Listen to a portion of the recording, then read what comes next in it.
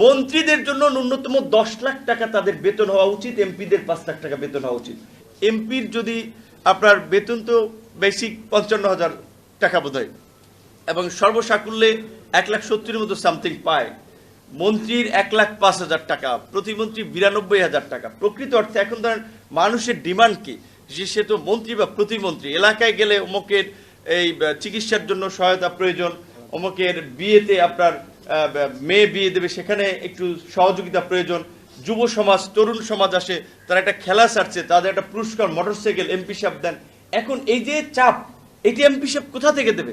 এইটা দেওয়ার জন্য যাদের টাকা পয়সা আছে জমিদার ছাড়া বাকিদের পক্ষে সম্ভব না। এইটা দিতে হইলে তাহলে 9-6 এইখানের তো ওইখানে, এইখানের তো ওইখানে করা লাগবে। সেই কারণে আমরা মনে করি যে ওই আমি বলছি মালয়েশিয়া এবং এই সিঙ্গাপুরের উদাহরণ দিয়ে, তাহলে এখানেও এমপি মন্ত্রীদের আমি মনে করি এটা আমার জন্য না।